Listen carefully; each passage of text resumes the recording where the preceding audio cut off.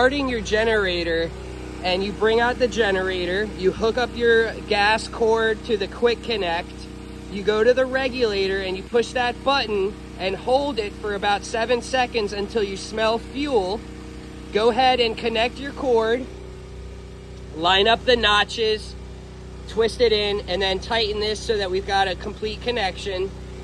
Go to the generator, make sure the cord's connected there. Go ahead and start the generator. Once the generator is running, come back over here, and you're gonna shut the main off, which we have it off because we are doing the test right now, but you're gonna take your hand, shut the main off, and then you're gonna shut the generator circuit breaker on, which we have it right now, and that's gonna allow power to the house. Everything is gonna work. Wait 5 minutes for the AC. You'll hear the generator bog down for a second, and then it'll level out, and that means your AC is working. Now, when we want to shut the generator down because we have FP&L power back on, what we're going to do is we're going to shut the gen breaker off. We're going to disconnect this. We are going to go ahead and shut the main breaker on.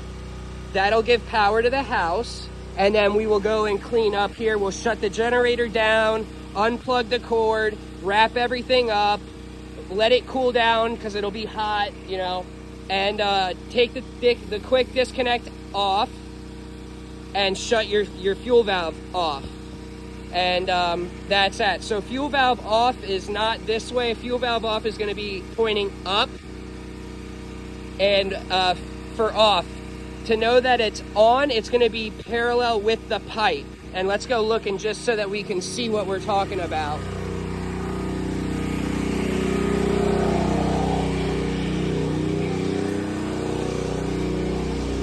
So we have the fuel on right now. It's running with the pipe. And there's only one other direction it can go, and that means it's off.